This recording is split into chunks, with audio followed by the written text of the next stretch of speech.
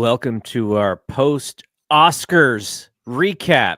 No, I'm just kidding. This is not the Oscar show, though the Oscars did finish earlier tonight. Pretty interesting show if you're a movie fan. I realized that Crystal and I had watched 0 of the 10. Actually, I watched we actually watched 1 of the 10 movies nominated. I watched Dune 2, which she didn't, so I was 2 for 10. I watched that. But yeah, it wasn't a great night for me, having major knowledge of what was going on. Who won Best Picture? Anora won. Oh, yeah. I think it's going to be dropping on Max soon, I think, so, or something like that. So speaking of cinema, we'll talk about the John Cena heel turn here in a second. This is an interesting one because you and I, on Thursday night, we both said, who should The Rock's corporate champion be? And I said, it probably shouldn't be John Cena. And you said, nope, it probably shouldn't be. I was like, it would be really dumb if it's John Cena. You're like, yeah, there's too much in his babyface run. And, you know, my favorite thing about this is all of the people who are like, I knew it. I was the only one in the history of the world who knew that John Cena was going to be the heel turn. And yet it was the first one that popped in my head that they were going to do. I just didn't want them to do it because I thought there were better choices. That's wrestling fans. Wrestling fans really dig that aspect of it, you know, just kind of being in tune with what's going on. So we're going to get deep into this John Cena heel turn because you and I have seen many heel turns, have seen many angles that have worked, and many that on the surface got like the giant pop and all the excitement and maybe didn't have the thing set in stone to necessarily work great. And you know, so we've seen the spectrum of great ones and bad ones. Like, for instance, a really bad one, Vince McMahon is the higher power. Like, that thing was not set up in any way and was just a swerve to be a swerve, and it ended up being Vince McMahon because they had nobody better. So that's kind of on the bad end of this stuff. And we'll talk about all of the things that we kind of thought coming out of the Cena thing. And then we'll give our report card grade for the actual Elimination Chamber, which I thought was a fantastic show. But first, I wanted to mention one thing. Our Sunday morning show, Sunday afternoon show, the Power Bombshells, they have a sponsorship opportunity for WrestleMania weekend. There's a brand called Wrestling Wind Down, and they're hosting a networking event for women in wrestling. And they asked Power Bombshells to be a sponsor.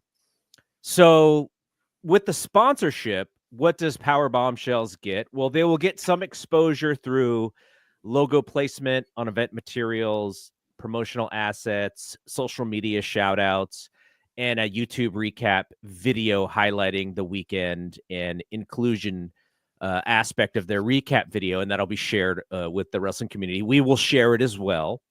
And Sam and Mel have been doing this now for a very long time, episodes on episodes. And they just celebrated their 3rd anniversary today of being on the Fight Game Media YouTube channel, doing these really long shows. They have the most live viewership of any show on our YouTube channel, and some of that is because they're so consistent. I'm not sure if they've ever missed a week. They may have missed a week or two, but even when they do, they usually have some guests. So I want to support them. And if anybody has a super chat that they want to send us, you can ask us anything on this show through super chats. My portion of the super chat, I'm going to donate it to the Power Bombshells for their sponsorship. And also, if you're listening to this on the audio feed and you can't do a super chat through the audio feed, I would suggest coming to the Fight Game Media YouTube channel, clicking subscribe, and then on Friday, usually the Power Bombshells show is scheduled on Friday, just hit the little notification button on their show, and it'll just remind you to pop in on Sunday. And you could give the super chat live to them on their shows, which somebody did today in pretty nice fashion. So wanted to throw that out there. They got a couple weeks. They have 2 more shows before the sponsorship is up, and I will do my best to help support them as well. The women's wrestling community is awesome, and we want to help support that in any way. I like the stuff that the Wind Down crew does, Wrestling Wind Down. Lots of shirts and fun tchotchkes and stuff for community. So I'm all about that. Okay, now let's talk about John Cena here. I would say that after we did our show on Friday morning, and the clip is actually on the F4W online YouTube channel if you want to check out what exactly that we said. I was still kind of 50-50 on what they were going to do. I sort of still felt like Cena was probably the best bet of being whomever Dwayne was going to choose, because I also thought Cena was going to win the Chamber. Like, that was part of my prediction of that match, and yours as well. So when you saw Cena at the end of that show with Cody, and Cena is trying to win the overacting award of a lifetime during that moment. So he's setting it up as the tell, like he's telling the audience, like, get ready, like something's about to happen. And that's what he does. He's awesome at it. What were you feeling, or what were you thinking as Cody comes out? He and Cena kind of celebrate, and all of a sudden the Rock's music plays. They're in the ring together. Travis Scott is on a different planet, but still in the ring with everybody. What was your thought before everything sort of broke down and happened? Well, I just knew Cody was going to turn him down, and they did the best use of the F word ever in wrestling history. They made it count, made it mean something. You don't do it all the time, and if you need to do it, you use it in a very key moment and in a memorable way. And Cody Rhodes did that to The Rock, and I thought that was amazing. And I was such on a high on that moment. And I'm not a big fan of foul language and on television wrestling, but I thought that was amazing what they did there. And then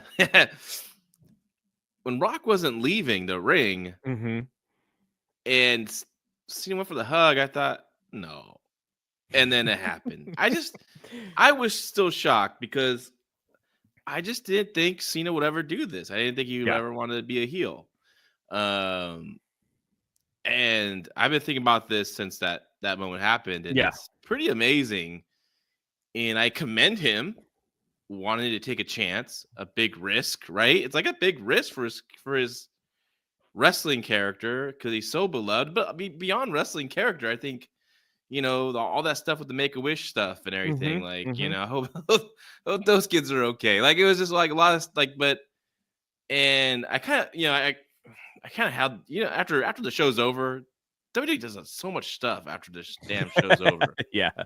And I was, doing stuff. There's the recap, and then there's then they go to the press conference, and I watch the press conference.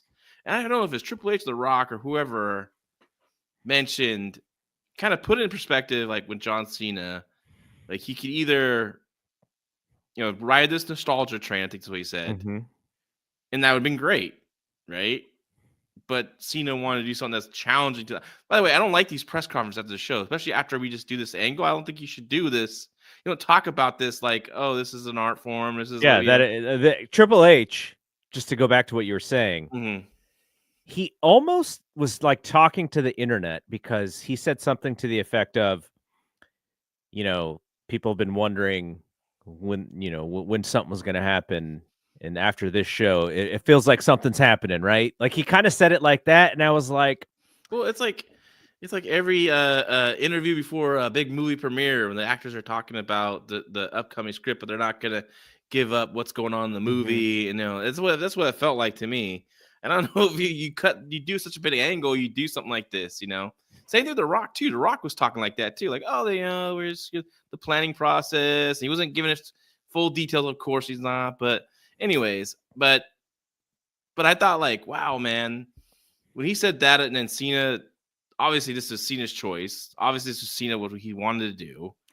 Well, I do have a little bit of insight in that. Mm.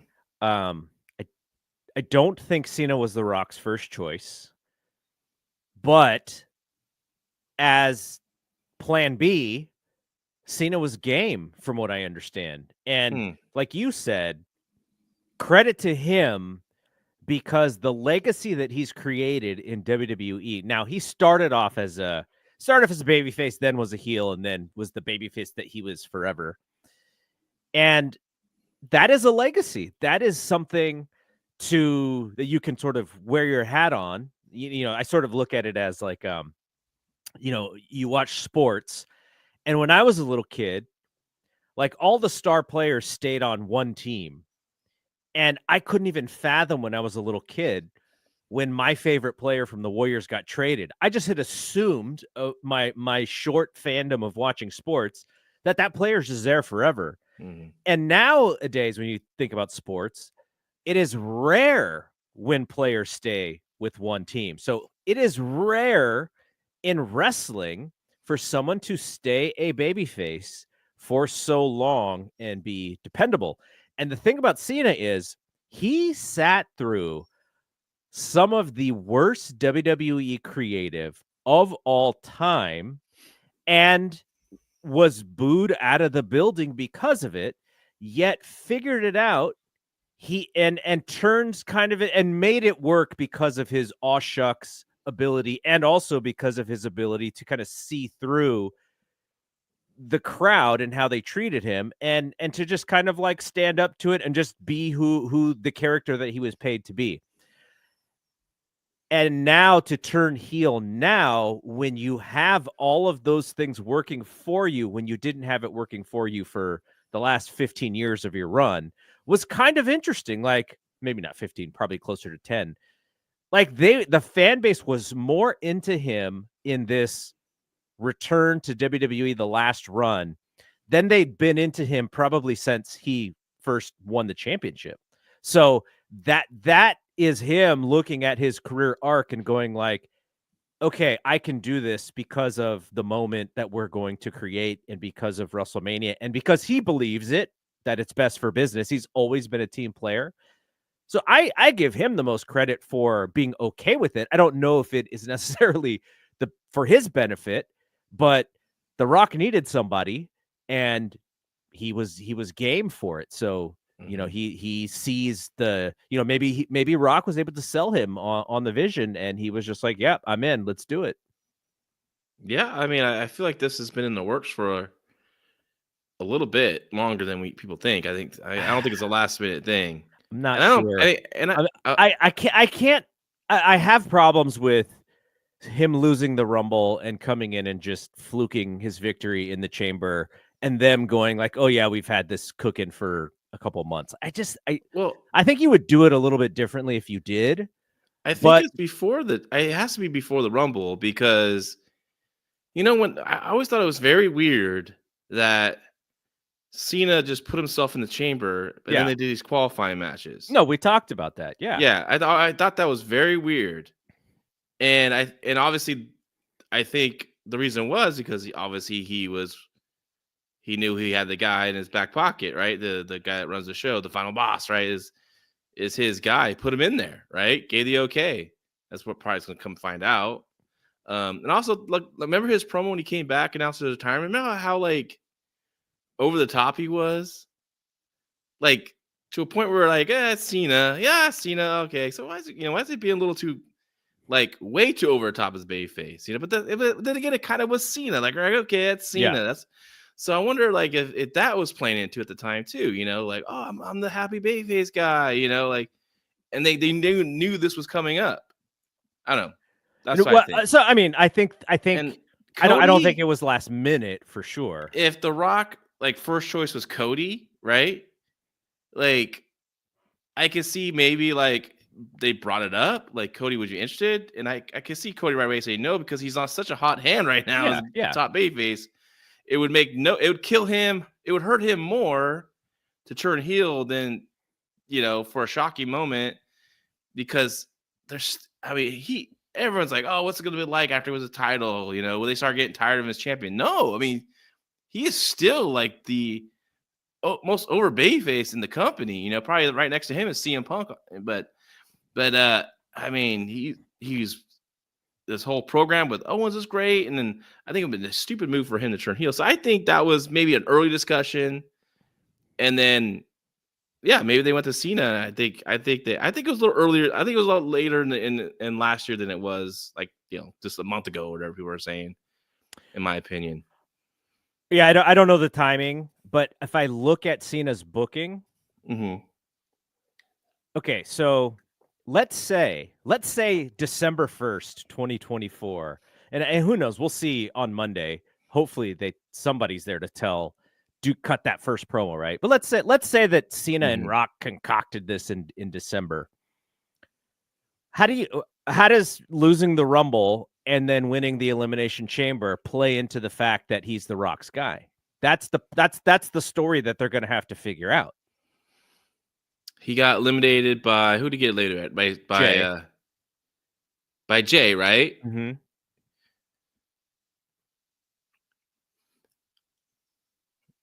Yeah, I guess when he do it then to get earn his shot at the Rumble, or maybe he lost that Rumble and he cut a deal with Rock. I don't know. That would probably make more sense. Is the day of the Rumble, Cena gets, maybe he's worried that, because he did cut that promo on Netflix, or maybe before they don't have to. Obviously, we didn't see this, but he could easily explain that The Rock came to me sometime in January.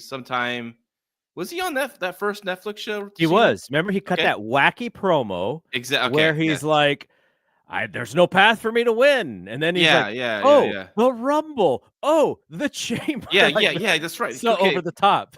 Yeah. So there was that promo.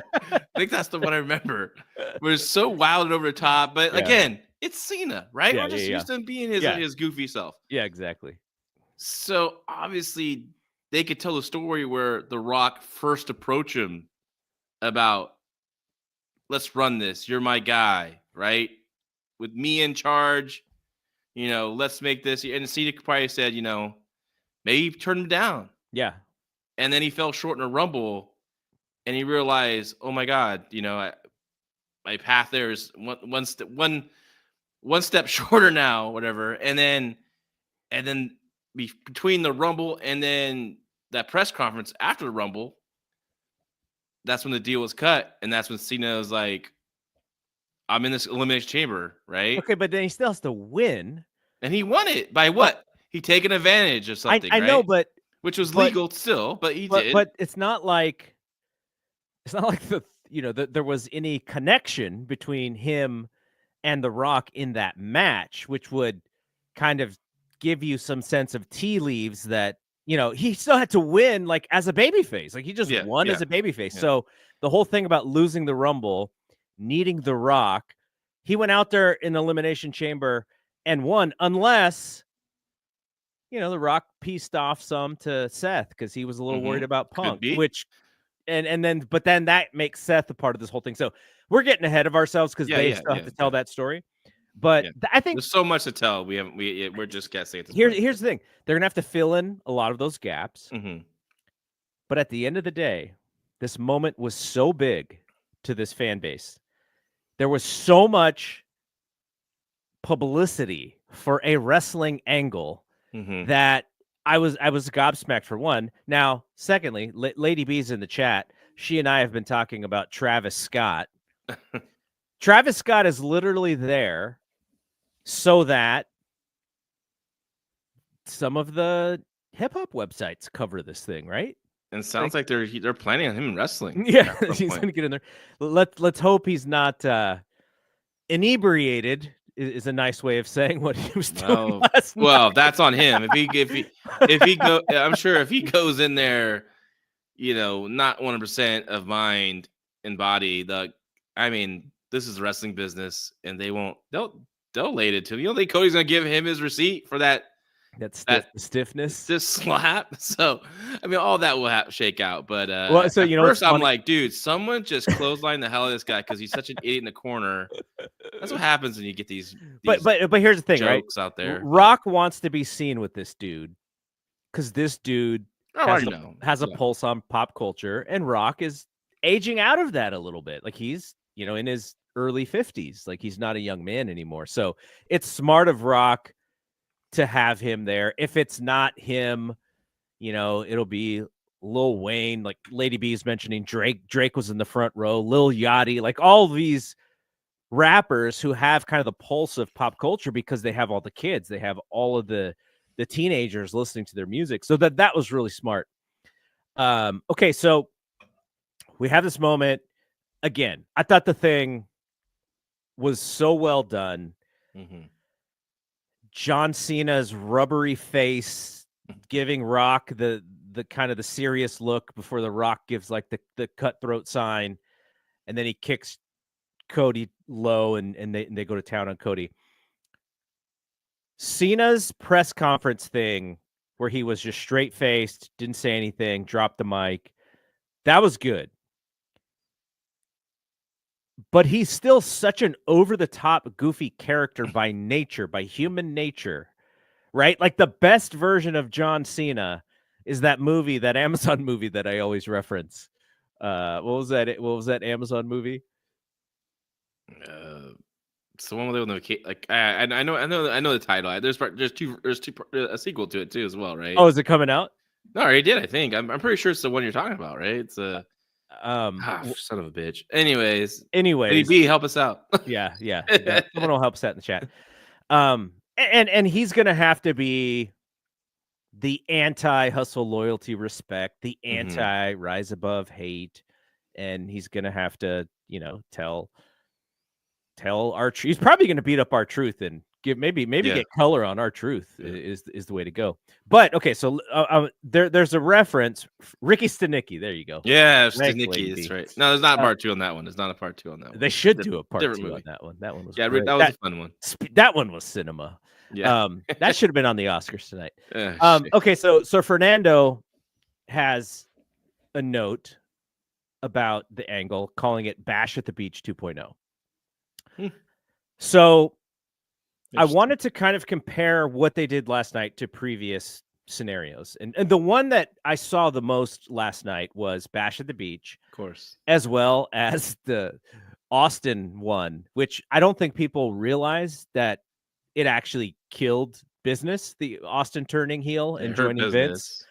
And it was actually a really negative thing, though memorable because pro wrestling in 2001 was still insanely popular, and that's one of your most famous characters of all time. So I get why people are comparing it. So I want to just backtrack on Bash the Beach 2.0. There's not a real comparison to John Cena today versus Hulk Hogan in 1996. If people, just a quick history lesson, I think most of the people listening, if they are our age, they probably remember that, because I remember watching that live and just popping, incredibly, because it was kind of exactly what I wanted out of Hulk Hogan at that time, because I'm a Hulkamaniac going back to the mid 80s. And when he comes to WCW in 1994, the home crowd of WCW, they're not that excited about him outside of the fact that they're going to get to see Hogan versus Flair. The national audience of WCW grows because they basically bring the Hogan fans from WWF.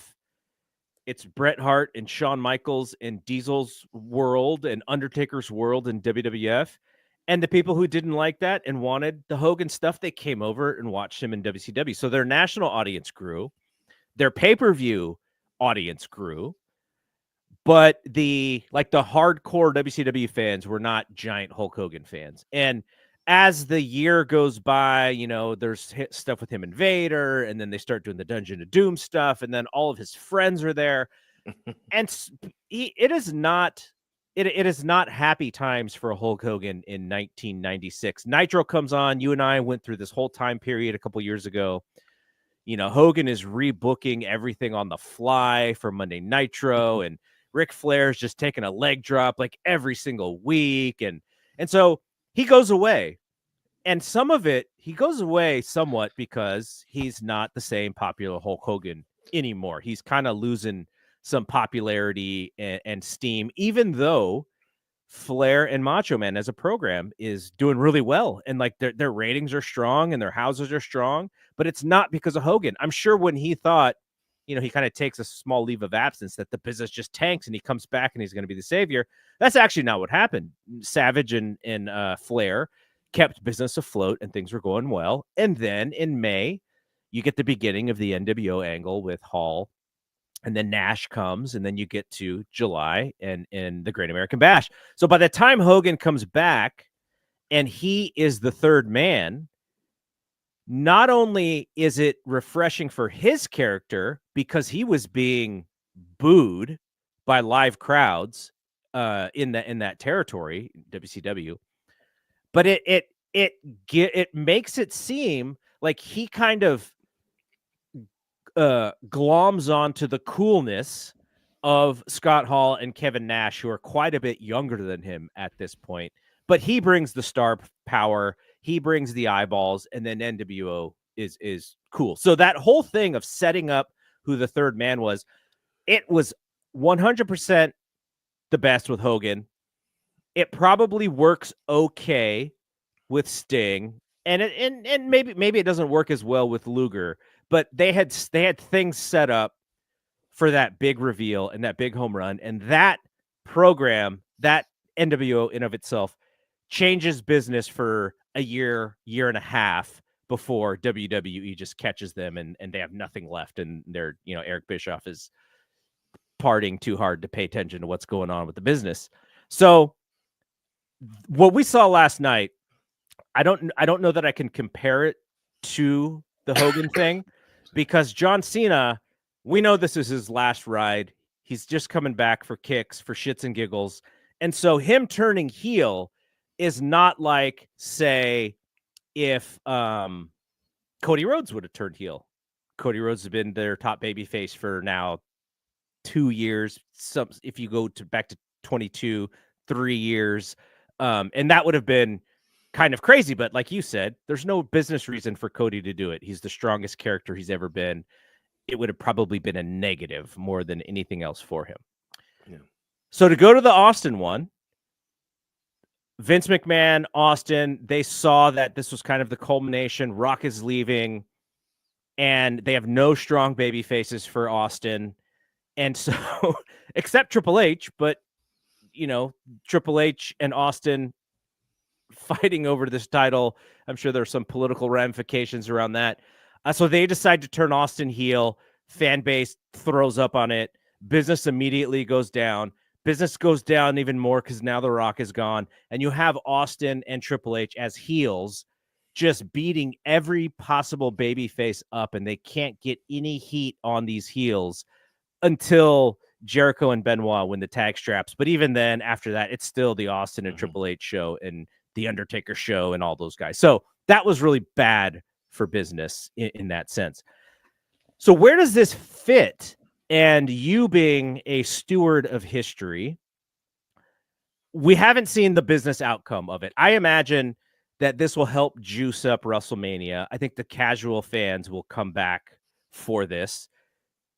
But then what happens on the day after WrestleMania, or the day after the Raw after WrestleMania?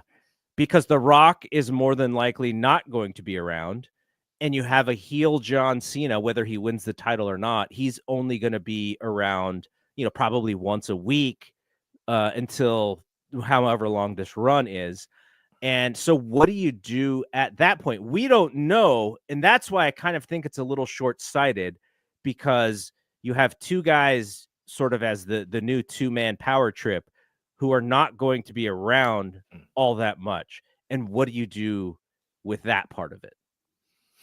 Well, we don't know how much they're going to be around or not around. So it's hard to predict that stuff right now, because I feel like Cena needs to win the belt now at WrestleMania after they did this, but we shall see. I think Cody chasing the heel Cena is very interesting and probably good for business. I don't. I want to see how this play out. I can't rate for a shock moment. It's up there pretty high, the angle itself. The But angle was friggin' tremendous. yeah, but like overall business of it, where does it rank? I mean, it's hard to tell till it ends, right? To kind of, So I'll leave that till later in the year, I guess, when we look at this in December. We'll look back on this. Yeah. I'm more curious, like, okay, how's he gonna turn back babyface? What's the, that's what I want to see. But I'm with it, man. It's a nice shot in the arm. I think they're on a good path with creative, with a lot of stuff, but it gives really something to sink our teeth into after WrestleMania. So if John Cena does win the belt, but I'm sure there's gonna be more of this, more people involved. Maybe Seth Rollins will be the guy. Another guy, I'm sure there's going to be someone that needs to be more available than John Cena, but who knows? Maybe John Cena's going to be around more. I don't know. He doesn't need to wrestle every Monday or whatever the hell. Like he can, or will he be on SmackDown with Cody? Or will they do there's a draft, maybe, possibly they could switch. Brian Alvarez had mentioned he's got 30-something dates left. Whatever that means. Mm-hmm. So. But they can always add dates too. That's not hard to do, They just pay him more. Yeah. So, yeah, it's hard to predict at this point, but I'm excited for it. Didn't expect to go this way, but I like it. So I'm with it. So Maria Graciela mentions Sting and Goldberg's heel turns in WCW. Those were baby faces who kind of were swerved into heel turns that didn't make sense business wise, was part of the booking in WCW, which kind of killed the company much faster than it probably deserved to be. I would say this one is better than those for sure. Yeah. Those did not work out at all. Good ones. Good turns. Barry Windham on Lex Luger joined the Four Horsemen is a big one. Ole Anderson turning on Dusty in the cage is a big one. You want to know a sneaky good one? But we also saw it coming. It was a lot. It was a lot more. They were giving us clues constantly. Was Owen on Brett? Oh yeah, that's a good one. I mean, there's two different things. There's angles that are shocking, and there's angles that are turns that are shocking, and there's turns that we saw coming that are still executed greatly, like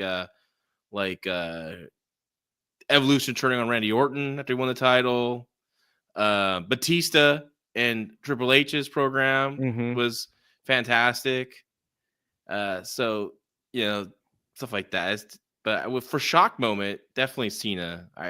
Is definitely high up there. Yeah. So Rick says he thought Cole selling the turn was underwhelming. Tony did a way better job selling the Hogan turn along with Bobby and Dusty. I agree with Rick, but here's the problem. The audience is just different because the audience reaction in Toronto was that of, we've been waiting our whole lives to see this. How exciting. I can't believe I'm watching this. Whereas the live audience watching at Bash at the Beach, they were throwing shit in the ring. They were pissed off because they already didn't like Hogan. And when he turned, it was like, yeah, we knew you were scum the whole time. Like, that's kind of the difference in the wrestling fandom. Do you think he's going to, John Cena comes out, like, will they play boo, or will they be like, will they just pop for him because now they're so excited for him being a heel? They might be. I think they're going to be pretty positive. I think they're going to be excited. I don't think they're going to do the Dom thing where they kind of lean into it because it's fun and because Dom has just got the ridiculous haircut and mustache and all that. I think they understand the difference. But I think they're just happy that they got to see something that WWE held away from them for their entire fandom.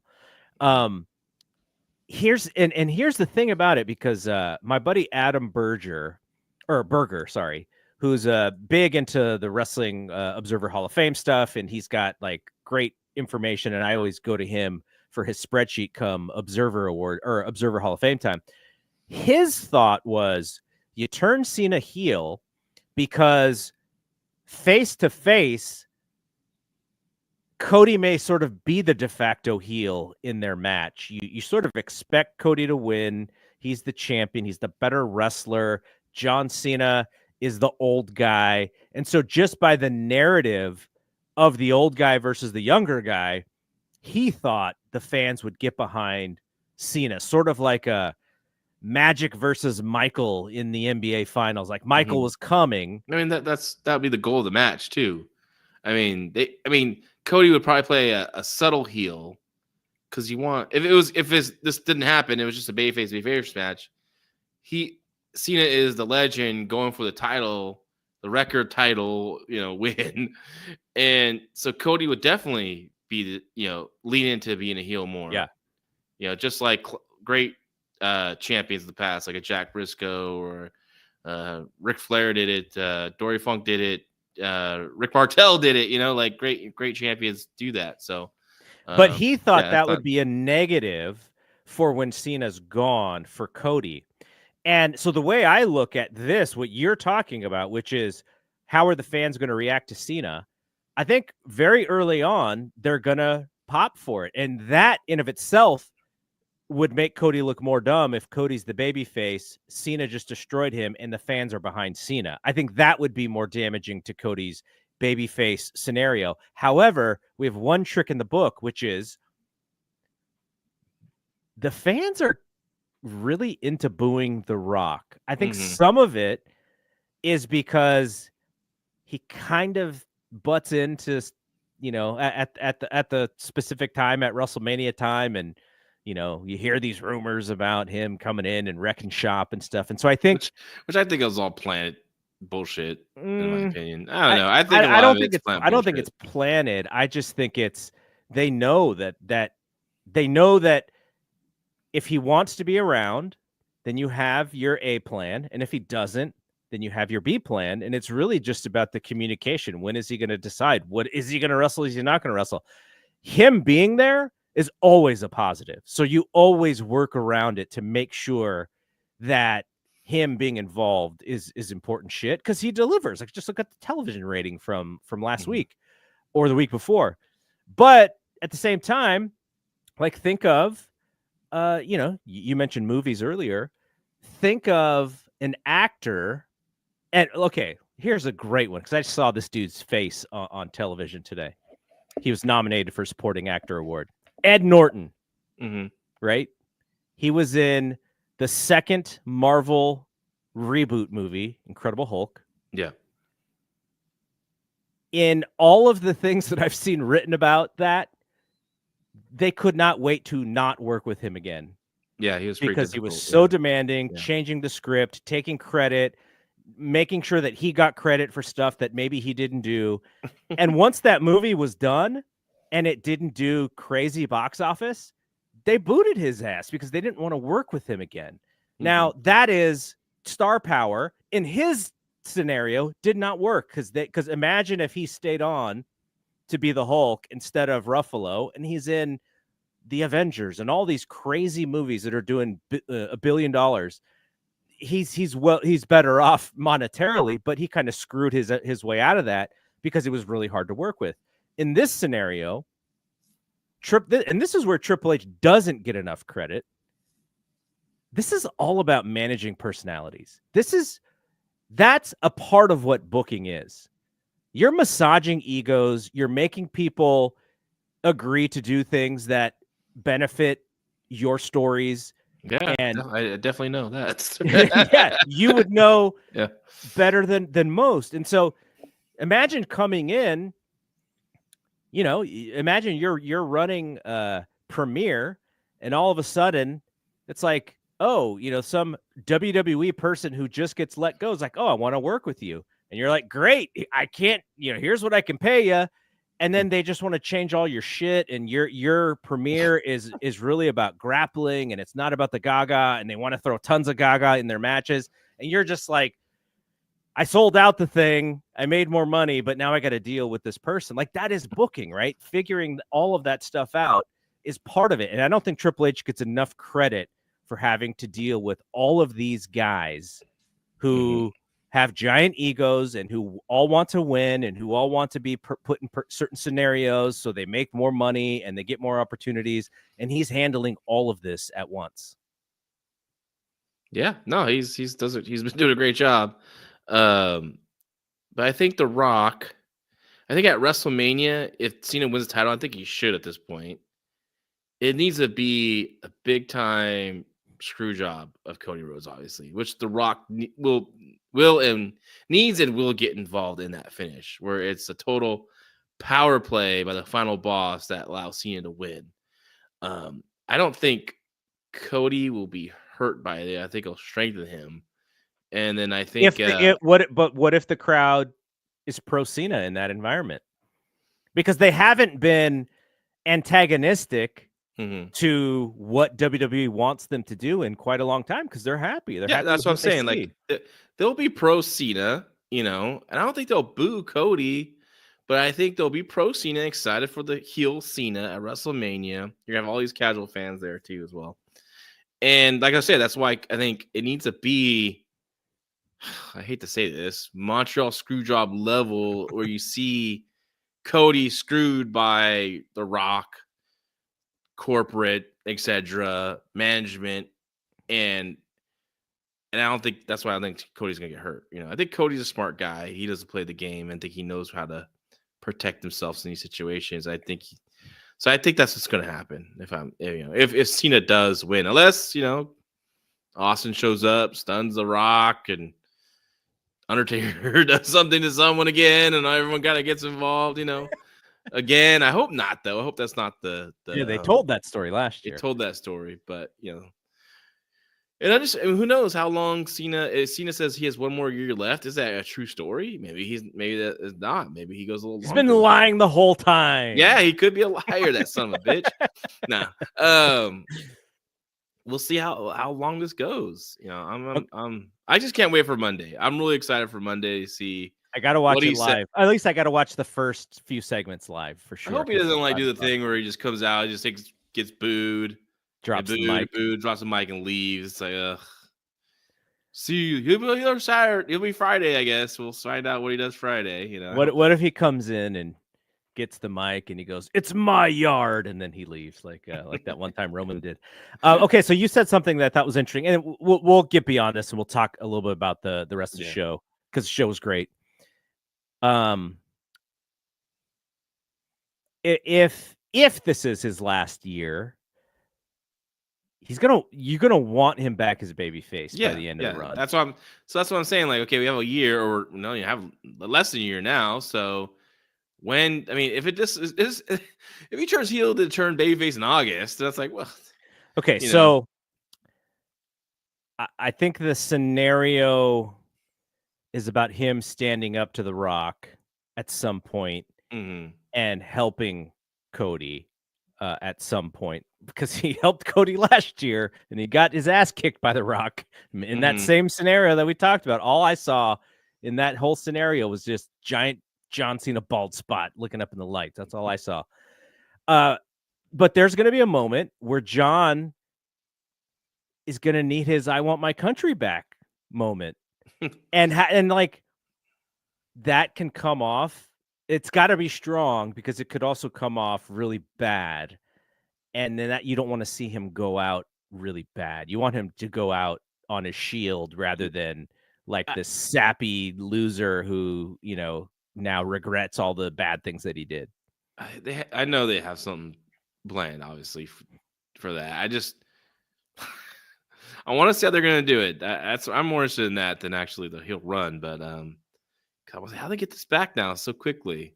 Cody comes out with all the Make-A-Wish kids just kind of swarming the ring. Cena just breaks down. Okay, Rock goes in there, starts kicking them all out. I'm gonna compare it to we're both big fans of Star Wars. The Kylo Ren redemption arc, right? Like, yeah, yes. The dude kills his dad.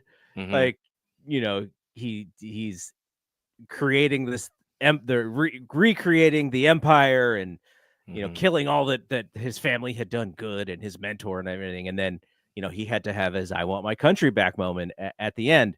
So I don't know if we got that necessarily from Kylo the way that we wanted to get it, but Yeah. The redemption arc can be a very powerful storytelling device, but it has to be well thought out. And the one thing I slightly worry about when it comes to this current audience is, the majority of the audience, the ticket buying audience, the viewer audience is still, our age or maybe a little bit less than our age. Like that's where the power is in the consumer. But also, like if Hunter, your son, if he was like 5 years older than he is right now, his favorite wrestler is probably Jey Uso. I hear that from so many parents that the only wrestlers that their kids care about are guys like Jey Uso. And so the Cena and Rock aspect of this is they may simply become uncool the longer that they stick around to the to the teenage or to the young 20s audience, because some of the other wrestlers are just really cool. They're getting over and people are really loving them. So I think they can do it. I think they can tell the redemption story, but I really think they have to be thoughtful about it. And from here on out, from March the 3rd, Monday Night Raw, you got to have this thing laid out, man, to get to the end of the year so that you're not missing steps, because I feel not everyone feels this way. And I know that a lot of people are still on the high of it actually happening. And so they may be upset at me kind of just being a little critical on it. But the way that they got here, unless there's a brilliant story that is coming, I don't sense that there are going to be a lot of fingerprints going backwards. Because Rock's trying to say, I don't know if he was trying to say this, but I see this on the internet. When he did the 1, 2, 3. I think people are trying to say that. Yeah. So people are trying to say that he's doing the John Cena sign that John Cena Someone does. did that. Yeah, which is interesting, possibly. But this is what I'm saying is the fans are ready and willing to tell the backstory if you give them something. I'd be interested to see what they do try and say, because there can be a lot of holes in this. But at the end of the day, I don't think the past part means as much as the future. So if the backstory kind of sucks, the moment created so much hype that I think the fans are going to forgive it if it does suck. But just make sure it doesn't suck going into the future. I would believe with such big personalities involved and big characters involved, I can't imagine they're just going to wing it. I think they have the beats or the major plot points that they want to get to with the story, and I think they have all that laid out, and they'll get to the final details once they get closer to each of those moments. How they want to do it, but because you can't just do this heel turn for John Cena, one of the biggest stars of wrestling of all time, and just wing it the rest of the way. I think they have they have points. They have like SummerSlam, etc. Survivor Series, all that. They had to have that laid out at this point. So this is not like all right WWE's from like Vince era, the last like 5, 6, 10 years, whatever his era was, and then. Yeah, what if the Rock just shows up and starts tearing up the scripts? He's like, we're tearing it up, restarting. we're gonna be writing this show while Raw's going on Netflix. I wish Triple H was.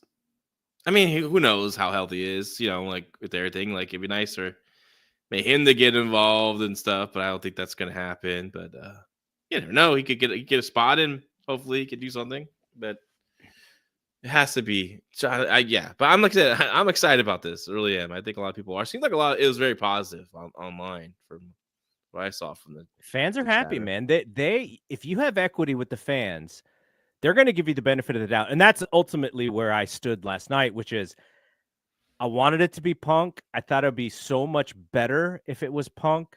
I think Punk's a better character when it comes to this in-depth storytelling. I think he's a better promo than Cena. But the shock value would not have been there if it was CM Punk.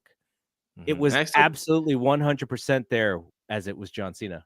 I still think Punk, just like with Cody, would be a bad move at this point, because he's on such a roll as a top babyface. Like people just love his realism. They love that he just says what he says on his mind, and he doesn't. I love how he handled Logan Paul on SmackDown. I thought he was great. He's tremendous. CM Punk is an all timer. I mean, every time I watch CM Punk now, I'm like, I just did not care for this guy until he showed up at AEW. I thought he was fine. I thought he was just overrated because the hardcore internet fans just loved him so much. I thought he was a little overrated too, but that time off and coming back, I think he's figured it out, and I like grizzled veteran CM Punk, and he works great as babyface, as we've seen. Like he's right there with Cody as the top babyface in WWE. All right, let's get to the rest of this, and we'll quickly go through Elimination Chamber, and we'll give our overall report card scores for the show. All right, it's time to go to school, son. Come on, get your hands up, man. You need an interpreter? It's time to go to school. Okay, my grade, you might be surprised by this. I think it's a flat-out A show. That's my grade, too. It's a strong A. The thing that would take it away, like from a just knock and drag out A plus. Even if I don't like the Cena thing as a long-term storyline or something that has been developing, you can't grade it on what hasn't happened or what we're supposed, like we have to wait for that. So retroactively maybe, but the way that they did it in the publicity they got, and I always say when we talk about Saturday Night's Main Event or these B-level PLEs, I'm like, yay, wrestling. I see wrestling all the time. Good match. But what happened? A lot of shit happened on this show to where, just like you said, I can't wait to watch Raw to see where they go next. And to me, that's, that's a home run. And, if you want to be negative about it, the length, 3.5 hours for 4 matches and a segment.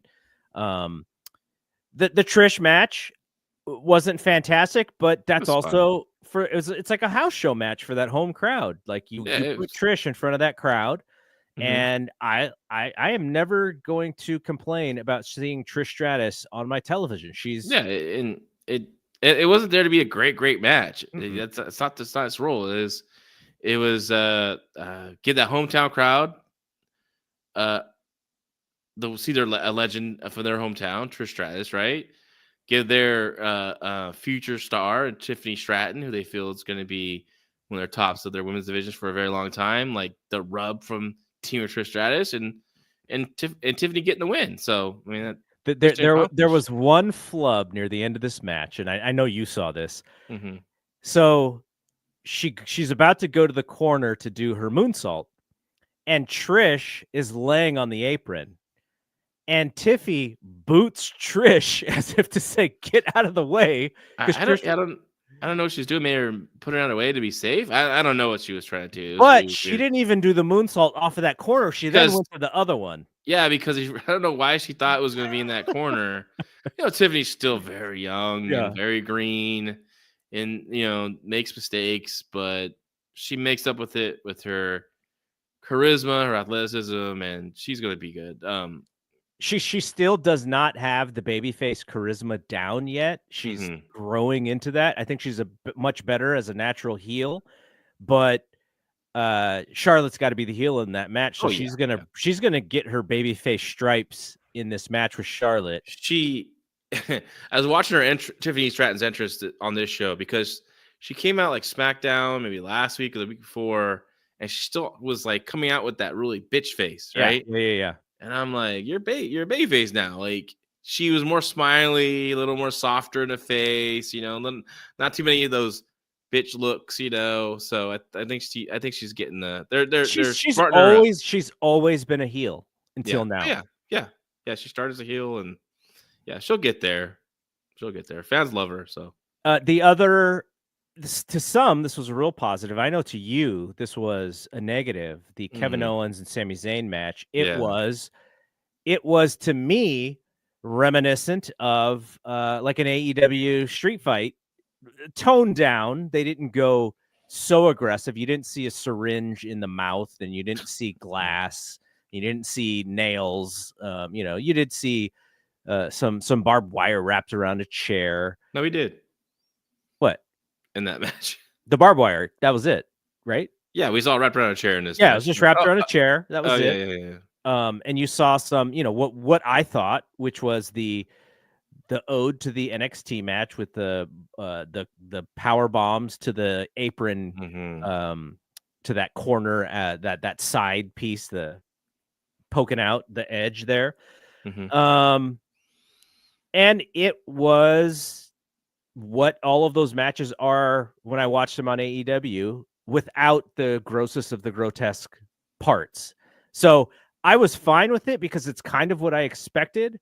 But I know in our group chat, you were kind of down on it because you thought it was a little bit of like a glorified spectacle rather than the wrestling match that those guys should be able to have. I mean, they did a lot of the stuff with the plunder that ultimately didn't mean anything. I think it's like that indie mentality that kind of creeps into, I don't know, either Kevin Owens' mind or Sami Zayn and I, or both. Like I said, the double table spot, the barbed wire chair wrapped around spot, which ended up being nothing. Like they did this whole spot where Sami Zayn drop toe holds Kevin Owens into the barbed wire wrapped around a chair, and he starts grabbing. It's like, and all of a sudden, like nothing's bleeding. His eye's not out. I would have let them do the blood, even if Cody's getting blood at the end of the night. You put that match there, and you take away the blood, and you take away a little of the visual weapon that they have to get the crowd, into it. I would have had them not do the package pile driver portion of the angle, and have Owens turn, have them have this match, a sanctioned match, and have it to where Owens is. Then you do the package pile driver stuff. Then you do the power bomb on the apron stuff. Then you do the package pile driver finish. And also I would have Orton coming in to make the save to cost Owens the match, where nearly dead Zayn is put on top to get the pin, for Owens to be pissed at Orton now and to have their match at WrestleMania. And I didn't like this at all. I didn't like this match. This is the only negative. And if it wasn't for the John Cena turn, I probably would have graded this an A- because of that match. But because the turn was so good, I have it as a strong A, nearly A+. But this match, I think it's one of those, talk about how you talk about Triple H playing, working with the egos. Well, he mentioned this like first when he did his press conference. Oh, I know. He said that he loved it, and and that, and those guys loved, and look, he was the one who was in NXT when those guys were there, so he saw a lot of what they wanted to do back then, and again, I know we have like these really fond memories of those takeover shows because those guys were allowed to like go for it. I saw a lot of stuff like this on the NXT shows when it came to, how far they were going to go. Oh, we're pulling off the ring. We're breaking the ring. And, we're pulling the mats away so that you see the cement floor. Yeah. And you know what? I didn't care about the cement floor piece of that when he was teasing it. You know why? Because they were fighting on the cement floor in the crowd and doing spots from the table to the floor throughout the entire match. So why do I care if you're just going to expose it if you already did it? Like that, I don't care about that. Yeah. So that's why I say I think Triple H is like knows, because it's known that Kevin Owens is kind of a hard guy to deal with, and he sticks up for himself. I don't know. And then I think it's known that this is probably what he's wanted and they've wanted to do. It's like one of those things, like go ahead and do it. do your match, do your self-masturbation tournament match. You guys, your little fantasy, it's fine. Make them happy. He signed a new contract, whatever the fuck that was. Like, okay, part of the deal. And they did it. So the women's chamber kicked off with an angle.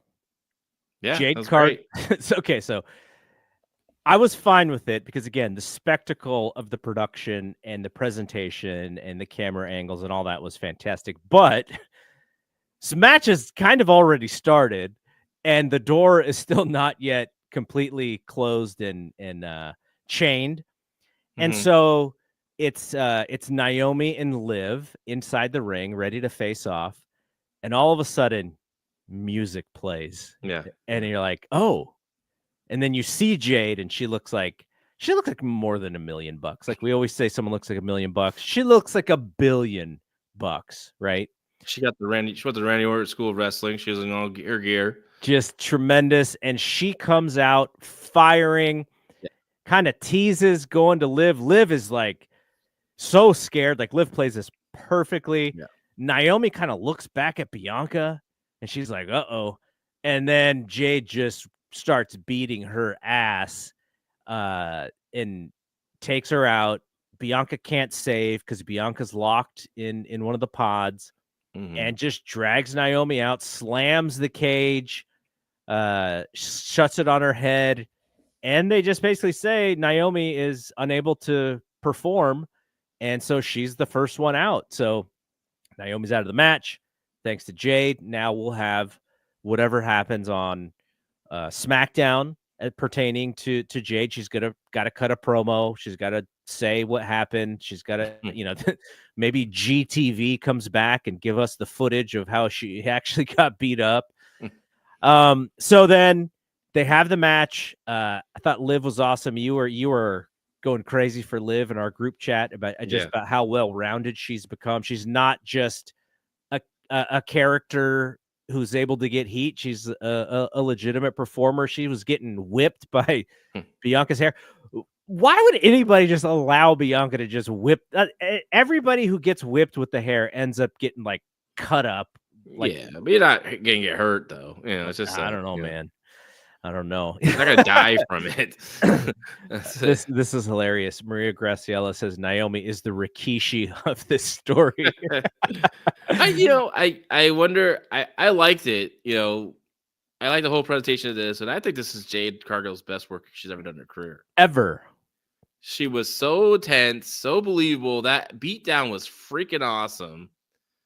Like she did it better than most of the guys do a beatdown, And how does Bianca? Is she a heel too? I don't think so, but I hope not. But what's funny that I saw some notes from people, just random people casually watching the show, and when you're watching something and you just type something out, you're not necessarily thinking it through. You just kind of chit chat and shooting the stuff. And someone said in our Discord, they said, well, why wouldn't Jade just want to be in the match? Like, why would she want to beat up Naomi? And I said, because Jade has to lose if she's in the match. Yeah. That's the reason why Roman wasn't in the chamber. It's because Roman would have had to lose in order to tell the story. So Jade gets over with this one situation and doesn't have to be overshadowed in this match, and comes out a much bigger star just by doing the run-in. Well, it's Jade's not focused on the title at this point. She's focused on revenge. Yeah. It's not everything's not just about the championship with wrestlers. It could be about revenge on someone like Jade on Naomi, or But so I thought that was great, and I thought, like I said, Liv Morgan, she like won me over. She's been winning me over, but like she constantly works. Like she's always working her character. Like she's always in character in her matches, like between the moves, and she knows where the camera's at. She knows how to, and her work's getting really good. So I think she's one of the top women in wrestling for sure right now, and And the kudos to her, man. It's like a kind of reminds me of DDP, you know, like, okay, DDP it was like, is this guy gonna do it, you know, or Liv Morgan, oh, she's a pretty face, you know, she's a cute girl, and you know, she'll be one of the million pretty girls that have come through wrestling. She's been around for a long time now. She has been around, and she's worked and worked and worked, and when she's got this opportunity, she's come through, kind of like just like Becky Lynch, you know. So that was awesome. I thought Alexa was okay in that match. She didn't stand out in a negative way. I thought she stood out in a positive way. Knowing that she wasn't going to win, there were some moments there where they wanted people to think that maybe Alexa had a chance. And, you know, Bayley, I think Bayley, if anything, was there to kind of just be in it so that you know, the time that she was in it, you know, she would help them sort of have the match with, you know, because that's kind of a hard thing when it's sort of everyone for themselves and where to be and who to go after, and so that's why she was in it. You know, this is woman's become like one of my favorites now. Roxanne Perez, I thought, did a really good job. Who pinned Bayley? Was it Liv? Liv with the what she calls that move, that jumping DT thing. Somebody said, I think it was Joe Gilbert in our Discord, said something to the effect of, that match was perfectly booked, except Roxanne should have pinned Bayley. No, because Bayley pinned Roxanne, right? No, she didn't. No, Bayley went out first. That's right. Roxanne sticked in it. But I don't know if Roxanne should pin Bayley. That program's done. So she could just get a ton of heel heat with just having eliminated her. I thought the women's match was the best match on the show. The women's elimination chamber match was the best match on the show. I thought it was really well done. Who got eliminated? It was Roxanne that got eliminated by Alexa Bliss, right? Mm-hmm. They did everyone did that combo. Liv hit a finish, and then Bianca hit her TKO, I think, whatever she calls that move, and then Bliss top rope with the twisty splash that I love. Yeah, Liv eliminated Bayley. Alexa Bliss hit the twisted bliss on Roxanne, and then Liv rolled up Alexa, and then which left Morgan and Bianca, and then Bianca finally gets the KOD to win the match. And look, this is what I wanted, right? Because going into Royal Rumble and everything, I was like, okay, who's going to be the match at Rhea? Nobody feels big, and now Bianca being out of this tag team championship scenario, I hope that she is now pushed at the level of Rhea and Charlotte and Becky and those women, and we're getting essentially a dream match here. Assuming Rhea, I think Rhea's going to beat Io. I don't think it's going to be a three-way. It should be one-on-one. Maybe you could go back to a three-way in a follow-up pay-per-view to keep Io in the mix, because Io is also great. But this is a real dream match for fans of Bianca and Rhea at this level on this stage, and I think it's going to be amazing. Yeah, no, that match is going to rock, and then those women, you know, they're just I think Bianca's always at that level. She, you know, with everyone, she's never been, you know, she's just been busy with the tag title stuff, but we all see her at a top woman, right? And I like that. There's always promoting that Io Sky Rhea Ripley match. You know, like it could be, or she could be Rhea, or she could be Io. I like how everyone's doing it, even in the press conference without skipping a beat. You know, Triple H is like, you know, whoever she wins, you know, Rhea or Io come Monday. You know, I like that. Like, you know, I think most people. I mean, I don't know about most. I mean, like, talk about the hardcore fans, the smart fans, kind of could feel like, okay, Rhea's going to win. It's going to be Bianca and Rhea. But I'm talking about, you know, overall, you're talking about all the viewers don't live and die on every little, you know, news of, you know, I think it helps keep that mystery alive for those fans. And I think that's cool. And I think, I can't wait. I'm pretty excited for this Raw. That match should be pretty awesome because, you know, Rhea's, you know, amazing. Io Sky's also amazing herself. So Yep. they should have a hell of a match on that. I kind of wish it was on this pay-per-view, but I understand like what That's they're what doing. I thought too. And the only reason I thought that is because Rhea comes out first when Bianca wins, and you get that toe-to-toe standoff, and it's very clear that that's what you want to see. And then Io comes after Rhea, and then I was like, oh yeah, I forgot to stealth wrestle. And it's not, it was kind of a negative thing, even though I don't see Io in that light, in a negative light. I just want to see Bianca and Rhea so badly. I mean, to me, it's a positive because you're promoting Raw, right? Yeah. So that's a good move, but for sure. But I do like what they do. They put big matches on the television shows still, like they, I mean, when you only got 4 matches on your pay-per-views, you got tons of other matches you can put on TV. Yeah, that's what, and that kind of go back quickly to the tag team match with Tiffany and Trish and Nia and Candice. The only thing I honestly would have just had Tiffany pin Candice, because I really think there's that Tiffany beating Nia in a singles title defense is still out there to do on television, which I would do on SmackDown. And then the men's chamber, we'll quickly go through it here. So Seth and Drew were the first 2 in the ring. Punk was last. He was the last person in the ring. So Drew McIntyre, of all the people, the first person eliminating after getting rolled up by Priest. All the bettors who were betting on Drew, causing Bet Online to take the match off of the board because they were like, why is all this money coming on Drew? And he's the first person out, which was a giant troll by WWE Creative. And then, but he gets pinned. It's a surprise. Priest gets his win. Yeah. And I'm sure that's going to set up a WrestleMania match. 2 big guys, it's going to kind of be able to circle back from last year and what happened last year at Mania. And then Drew is not left just, looking at his hands and being sad. He hits the Claymore on Priest before leaving the chamber, which allowed the trolliest of all trolls, Logan Paul, to jump on the top of the pod. And if pro wrestling was a shoot, this stiff froggy splash that he gave poor Damian Priest's ribs looked stiff as all hell. That looked like a real pin. I'm not sure Damian Priest could have kicked out, even if he wanted to. I was afraid that we're going to repeat of RVD and Triple H with the RVD landing on Triple H's neck or esophagus. God.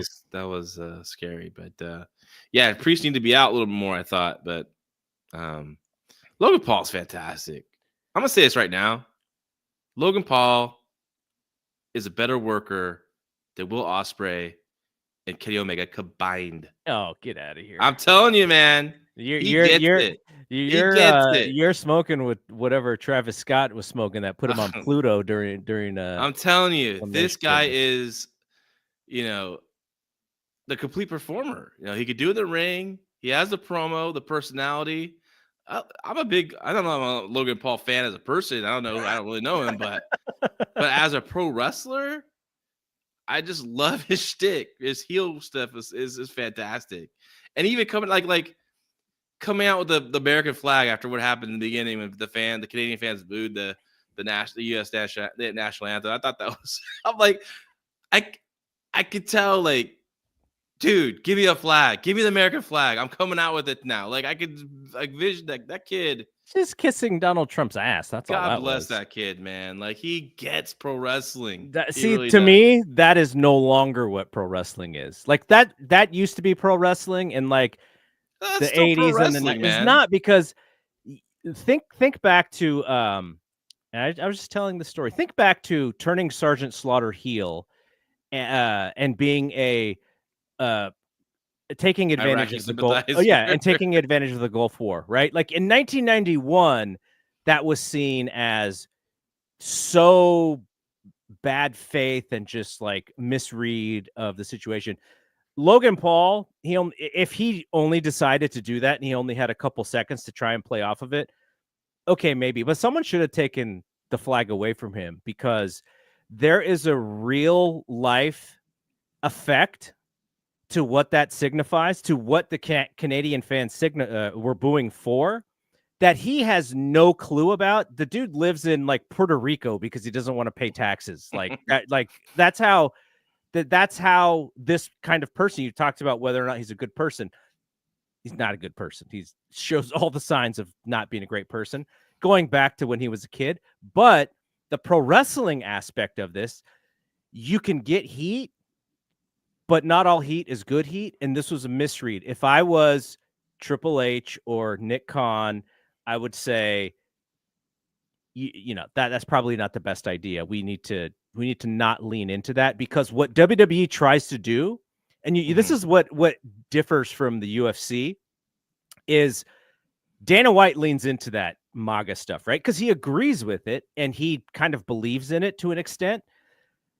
WWE has been very good at towing that line and not showing allegiance in any way, because they don't want to turn off customers. Dana White doesn't really care about that. Yeah. But the second you let someone make that kind of decision, you got sponsors to think about. You got all this stuff. Like, I would have just. I don't think he was gonna get sponsors. That was just playing out the crowd that night. You know, like. Okay, but did you see the Donald Trump interview from earlier in the week with the Ukraine regarding the Elimination Chamber? No, I did not see this.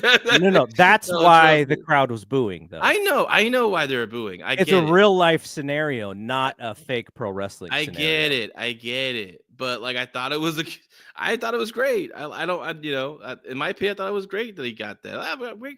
He's a heel. Go get booed even more. Like, play on it. Like, he would have got booed no matter what. The risk is all of a sudden this ticket paying audience goes, oh, like this is what this product is. They're not. None of those people thought that, in my opinion. I would disagree. I would disagree completely. They're like, shit, we're never supporting these guys again. No, they're come saying, on, dude, come on, man. No, they're saying you have a crazy president who is taking advantage of our country,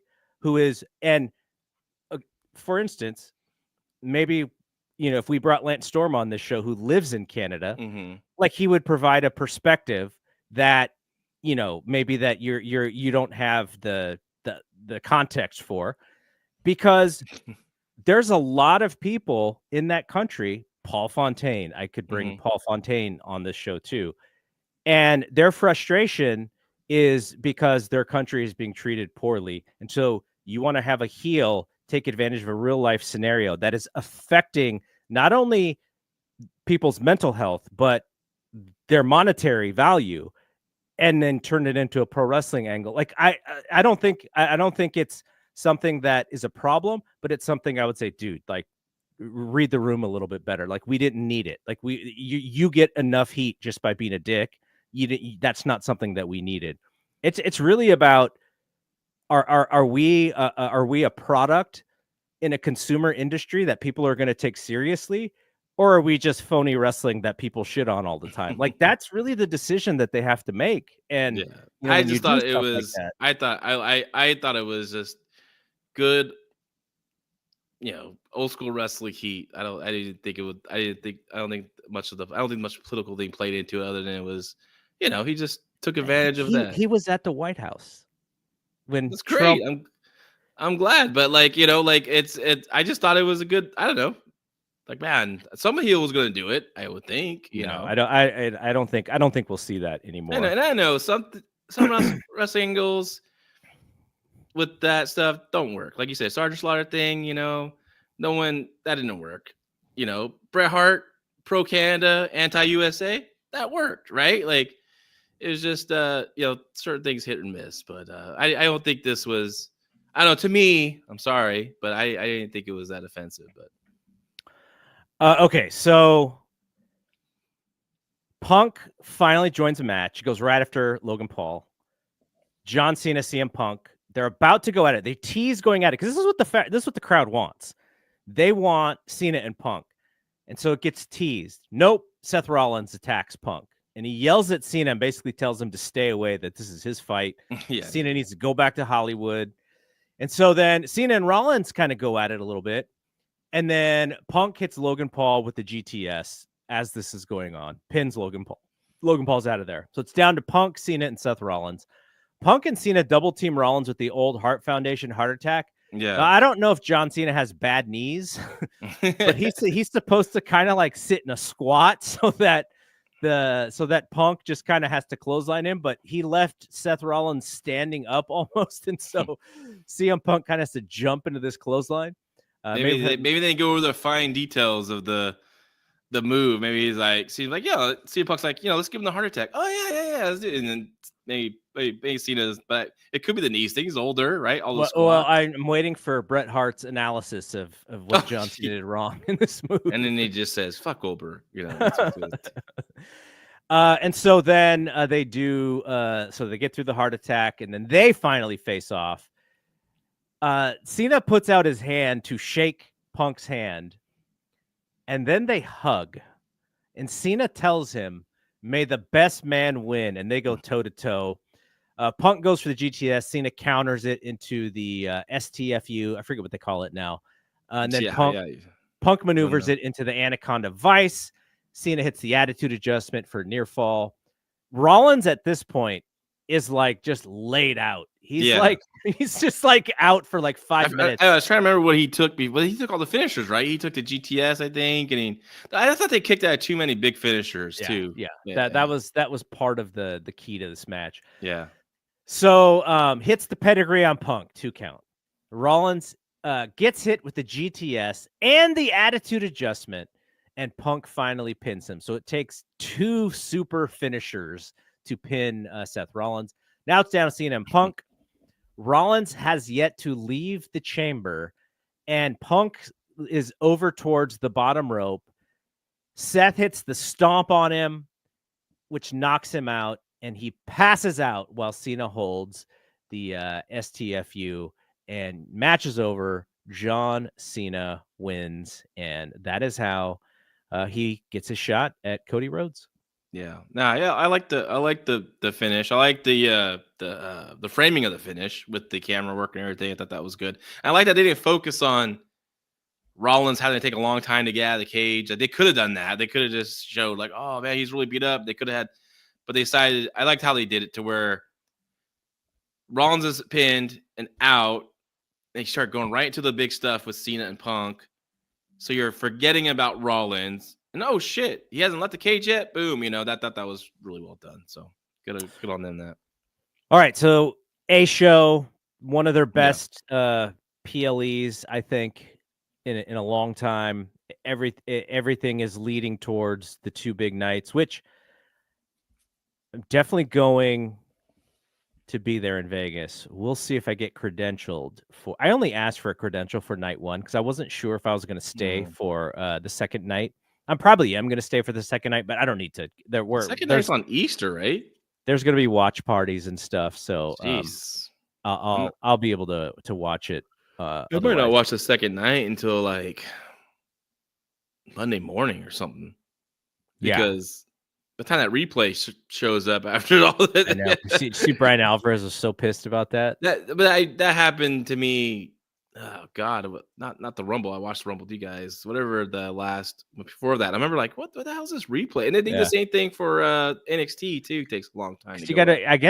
They wait for that whole press conference to be done. Yeah, it's the pre-show to the end of the press conference. I hate that. Yeah, like, break it up for the replay, dude. Go. Yeah. So